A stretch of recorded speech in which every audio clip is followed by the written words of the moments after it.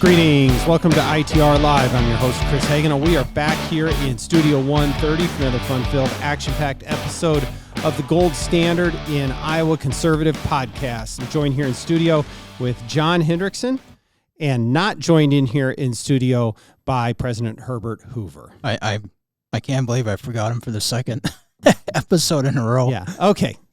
Well, we will... Without President Hoover, we're going to continue to try and maintain our status as the gold standard in Iowa Conservative Podcast. I want to confess to our listeners that I do have a good excuse. I'm an absent-minded. Okay. Yeah, absent-minded professor. Oh, okay, so, good, yeah. good. All right. Well, we'll allow it. Yeah. Okay. We got a fair amount to cover today, John, and I want to start off with just some housekeeping items, which I'm trying to do a little bit more on the front end, I think. But I want to remind folks about we've talked about the ITR NFIB tax day lunch coming up next week. The details are on our website. Go ahead and get registered. The seats are limited. We've got a lot coming up in upcoming episodes. So today, John, we're going to talk about, just like we usually do, a wide-ranging issue set. But we're going to have some, I think, really interesting stuff coming up next week and in some upcoming episodes, which you and I haven't even talked about yet. But I'm looking forward to having some legislative interviews coming up.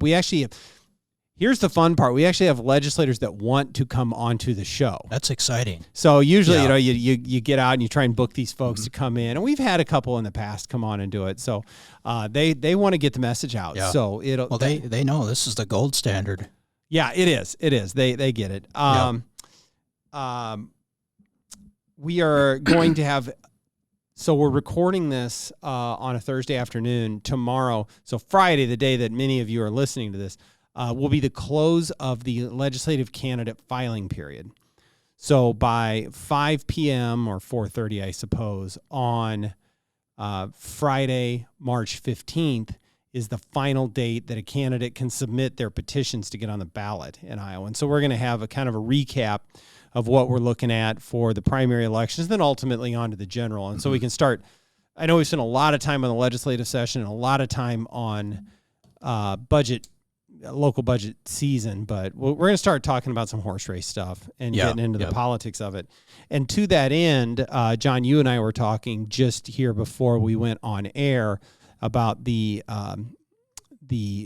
property tax, the budget review hearing notifications coming out, and the Department of Management has released a document on what that's going to look like and what to expect. But that's going to be a big thing that we are going to want the listeners and Iowans to plug into coming up, and that's right around the corner. So we're definitely going to come back and talk about that next week. So those start watching your mailboxes, because those notices will be, I think, start sending out by the 20th of March. Yep. So I want to spend a little bit of time on this in advance of we're going to want to give folks what to expect, the mechanics and all that. But local government is really pushing back on just the fact that they have to send this information out. Yes, yep. And you flagged this article from the Dubuque Telegraph Herald for me about Dubuque County officials really don't like the new notification. So take it away about this article. Yeah, and this was sort of similar to the article you and I talked about maybe a few weeks ago or last week that was in the Axiom, Des Moines, where the Polk County officials were upset about these tax and budget statements. And so we're seeing the similar arguments that were brought up by some county officials in Dubuque, basically saying that these notices are unnecessary, and they even go a little bit farther and basically implying that taxpayers won't be smart enough to understand these notices because they'll be too confusing. And then the other thing, I think they're scraping the bottom of the barrel is they're basically saying that as a result of these notices, and I'm just going to quote from the article here, it will place a large burden on the postal system to get these out to people on time. We foresee a lot of calls being generated to the auditor's office, the assessor's office, and probably the treasurer's office. And so basically they're saying this is going to create problems for the Postal Service to get these notices out. Can I take the next line, or Yes. do you want it? No, go ahead. Go ahead. They don't seem to care about the burden on the post office when they're sending you the bill. Yep. Okay. And you called that yesterday. Yes. when we were Come talking on. about I mean, this. come Yeah. on. This is, and if they're concerned about this, I don't see them complaining about having to publish notices in the newspaper, which costs money. Mm-hmm. Here I think I think that is remarkable, that statement, John. Yeah. But the very next line in the article, it does it for me.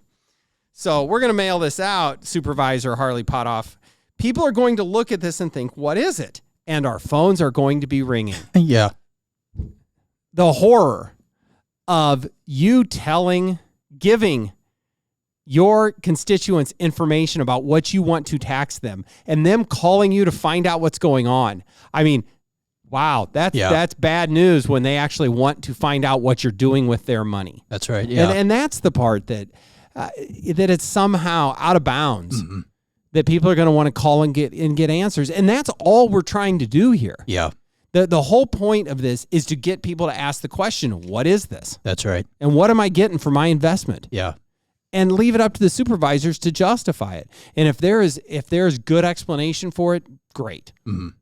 It's the fact that we are lamenting civic engagement is really stunning. So I've had conversations with colleagues in Utah that from the Utah Taxpayers Association, which is similar to our group. Yeah. And they've often said that Utah has what's called truth in taxation, and they say that public officials would rather run nude through the streets than have these truth in taxation hearings because they don't want people involved. Yeah. And in what we've seen in Utah and other states that have these, people do get involved as a result because it provides more transparency, more sunlight on how local governments are spending their tax dollars. And, really local officials rather keep it in the dark. I think probably not. I don't want to paint everything in a broad brush, but I think that's right. I think generally they want to go to the ribbon cuttings. They want to be celebrated for the things they build, but they do not want people there when they are actually passing the budget. Mm-hmm. And they certainly don't want to have to interact with the folks that are simply tapped out. They have been more and more of their money extracted from them every year just so that they can continue to live in their own home. Yeah. And look, I get that not every local budget is the same. And some of these communities do have real challenges. Fine. Then take it up with your constituents. Mm-hmm. That's right. Okay? Because that's all we are trying to do is just to boost civic engagement in this process. Yeah. And when it comes to things like bond elections and other local elections around that, I did an interview with the CBS affiliate in Omaha yesterday, and that's the whole theme, because they had a bunch of these elections in Southwest Iowa where all of a sudden people are starting to show up and get involved. And some of those measures failed and some of them passed on increased turnout. And, we've talked with Sarah about that. Yeah. But great. More people, and then they can make those informed decisions, and that's great. The other thing on these notices, though, John, so yesterday was the Iowa State Association of Counties Day at the Capitol, where all these county supervisors and other officials, auditors and whatnot, make their way up to the state capitol, and I think it was mostly to go and try and complain at legislators about having to comply with last year's property tax bill. The big theme was unfunded mandates. Now, this is something that we've been talking about here in the office for a long time, still trying to figure out what that is. Mm-hmm. And the only specific that I've heard is that they have been mandated to send this notice out. Is there something that we're missing here? I don't think so. I've actually looked for the list and I've asked, and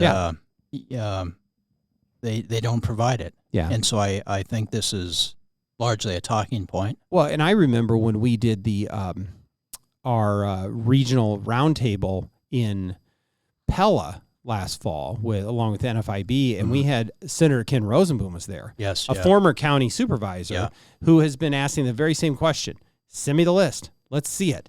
And if there's things that we can work on to, reduce some sort of burden handed down by the state, fine. But if the only thing you have to claim is that you have to communicate with your constituents to the tune of a few $1,000s, I'm not particularly sympathetic to that one. Yeah.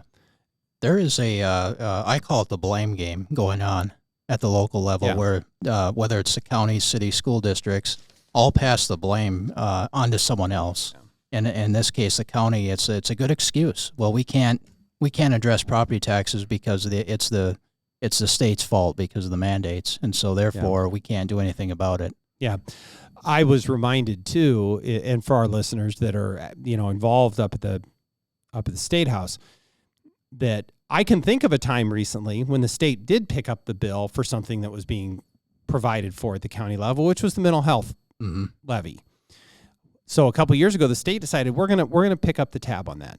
It's getting expensive. You're capped on your property taxes. The state eliminated that obligation from the counties and zeroed out that property tax line item, that what you would pay for the mental health. And we talked about this when it happened, in a couple of years ago, John.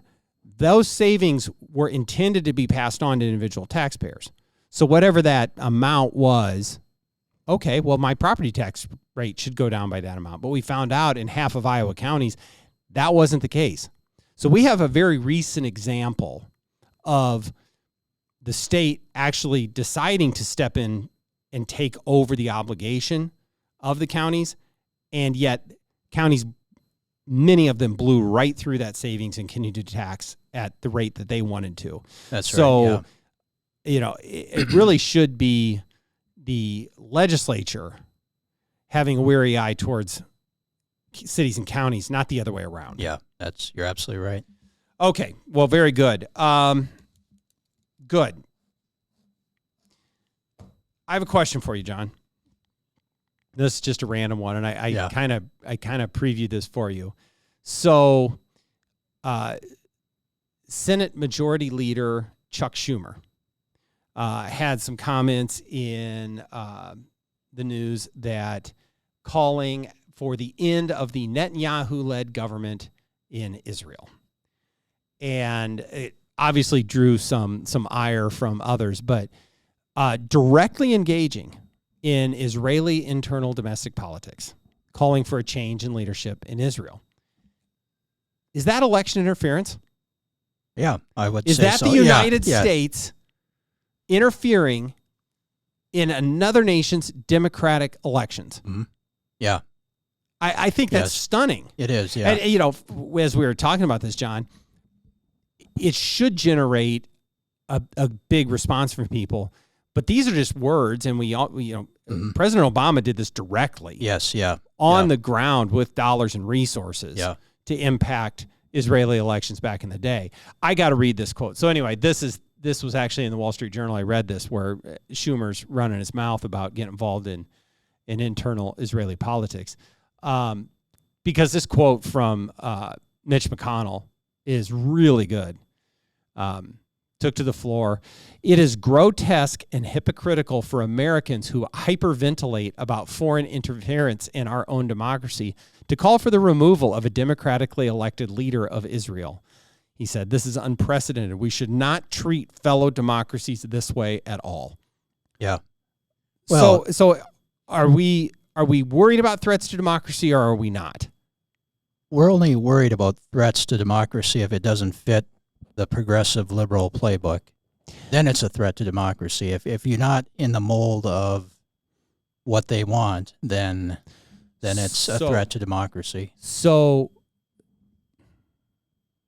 it's a threat to democracy if it deviates from our desired ends. Yes. Yep. And it's a threat to democracy if it impacts the way we want things to go and who's actually holds on to the reins of power around the world. Yep. Okay. Yeah, that doesn't sound like self-determination to me. No. But even here, I mean, if look their response to conservative policies, everything is undermining democracy. Right. Yeah. That's become the talking point. It's all around this idea that we know best, and they frankly, except we talked about this before, they don't have anything to run on. This is the garbage they have. But it just points out the hypocrisy of these folks to directly engage overseas in impacting democratic elections, which are every bit as fair as they are here. Yes, They're yeah. open. Yeah. And yet, as Leader McConnell said, to hyperventilate, about what's going on here domestically. So it's just... Yeah. For example, there were basically, Democrats have been arguing that if you support a requirement to have voter ID in order to vote, that's undermining democracy. And in this case, they do not like the Netanyahu administration over there, and so it's a threat to democracy, and it should go away. And we need to get Charles Schneider in here to talk about Israel someday. I think that'd be really interesting on the podcast. Yes. We need to add that to the upcoming, because he really gets this stuff, has done a lot of work for Iowans supporting Israel. But even wherever you stand on the U.S. role in Israel, come on, they're an independent nation that doesn't need us telling them what to do. Yeah. So anyway, I think that got it. So to the point here, though, that these progressives really don't have anything to run on, because it's all their policies have been a disaster and the American people get it. I saw in Axios, the national one today, that Vice President Harris is traveling to the Twin Cities to visit an abortion clinic. Yeah. And that was relatively unprecedented. I certainly can't think of a time of a president or vice president visiting an abortion clinic. And the article even directly says that this is an attempt to shore up their base and talk to voters about abortion policies. And I don't want to get, look, we're a fiscal conservative organization, although you and I pride ourselves in being full spectrum conservatives. Yeah. But at this point, that seems... If you're still trying to communicate with your base at this point, I think that's a real problem politically. Yeah. Because everything should be about your opponent in the general election. Everything should, frankly, I expect that all they want to talk about is Donald Trump. Yeah. And threats to democracy. But this is strange. And they even said that they think that this is the key to shoring up their support with minorities too. And I don't really quite understand how they square that, but... Well, it's interesting. I wonder if they even chose the Twin Cities, because they've been having some serious problems in places like the Twin Cities and Detroit with some minority groups who are upset with Biden's Israel comments, and so maybe this is associated with Schumer's comments criticizing Netanyahu because of the whole deal with Hamas. And well, that's exactly right. I mean, the Twin Cities and Detroit both have significant Muslim populations, and the president has real problems with his base right now. And I think it's also interesting that he's in Minnesota of all places. If the Biden-Harris campaign feels like they need to go shore up support in Minnesota, well, that's a problem, because they really need to camp out in Michigan and Pennsylvania, in Georgia, and Arizona. I mean, that's where this is going to be won or lost. If they're competing in Minnesota, it's over. And I think Minnesota can be in play this session, or this election season. And the other thing about abortion is interesting, and I think, because even during the State of the Union, when he was yelling, he specifically scolded the Supreme Court. Right. And he pointed to, I believe, Chief Justice John Roberts, and I forget what he said, basically that, women vote. And I think the Democrats think that there's going to be such a backlash of pro-life people that is going to carry him back to a second term. Well, and voters will decide that, right? Yeah. But the point in this Axios article was that the vice president was going to go and talk about how the impact of the Dobbs decision on voters in Minnesota. Well, that ignores the whole point, which was sending the decision back to the states. And as we've seen, Minnesota has gone hard left on everything. Oh, absolutely. I suspect, if anything, it's easier to get an abortion in Minnesota than it was a year or two ago, not having followed it. And so what are we talking about? It's all just this demagoguing and trying to play up issues just because you got a segment of your base that does it, and it's tiresome. It shows how extreme. It really is. They've gotten. So I guess that's what we're up for is, the summer and fall of threats to democracy and abortions for all. Yeah. It's going to be a long few months, John. Yes. Yeah. But on the issue of Minnesota turning to the left, we've spent a couple of episodes talking about this universal basic income thing here in Iowa that continues to work its way through the legislature of banning that, right?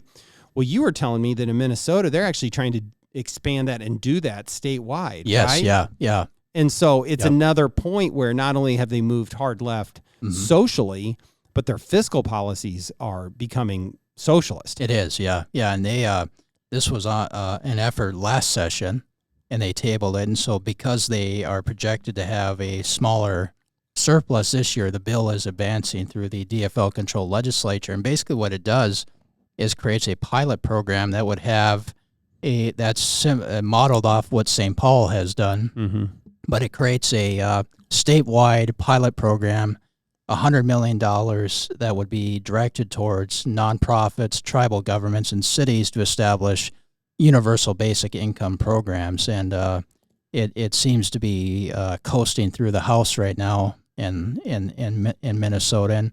And so it's interesting here where Iowa is looking to ban this and Minnesota is looking to expand this. And there was one Republican in Minnesota which I thought brought an interesting perspective because, we talked about the dangers of discouraging work, but the other one said that, and this representative, I can't remember who it was, but basically had a background in counseling people with addiction problems, drug and alcohol, and basically said this will make those situations worse for people because you're basically giving them a blank check, and what are they going to spend that money on? Yeah. So that's another problem with UBI. Yeah.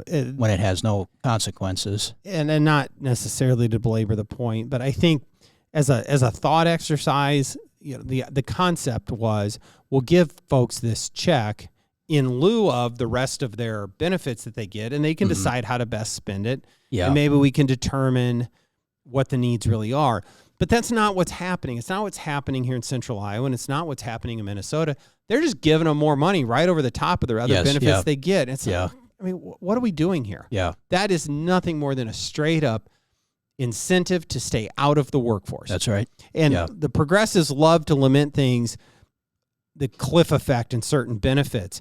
Well, you're implementing a new one right here with this one. Yeah. So, and spare me about pilot projects and finding the data. This is all about getting your foot in the door to start a new entitlement.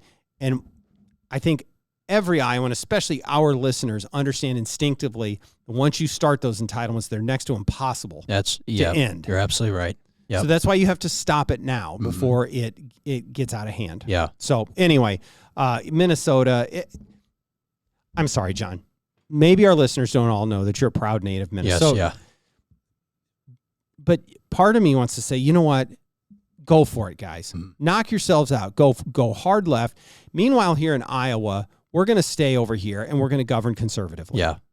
And that's been happening now for a while, but certainly for about the last decade or so. Yeah. But those two states are not that dissimilar. No. Minnesota has traditionally been a little bit more progressive but Iowa's long been a purple state. Yes, periods of time when it was governed by Democrats.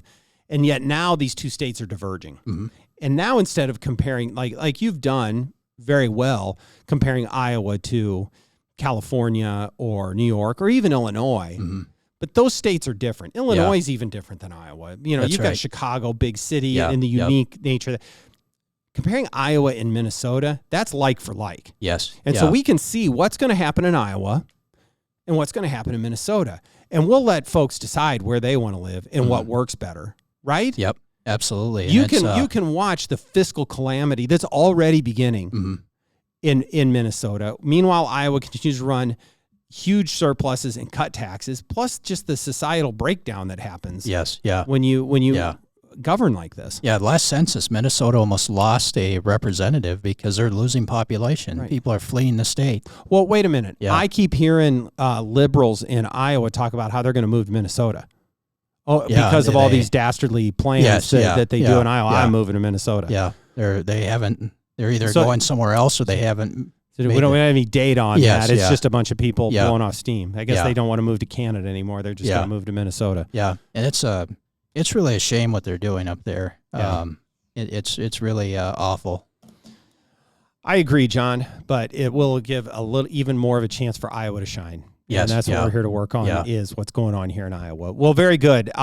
That's actually all the time we have for today. Yeah. I know you'd probably like to stay and keep going for a while. Well, but this is yeah.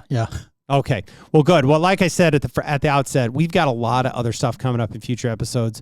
John came ready with plenty of other supporting documents for other topics he wants to talk about, but since he didn't bring Herbert Hoover in with him, he's we'll have to he's wait. going to have to table those. Yeah. But thanks for joining us. Don't forget to like and subscribe. Don't forget to tell your friends. Don't forget to join us on YouTube and Rumble. And with that, we will see you next time on ITR Live.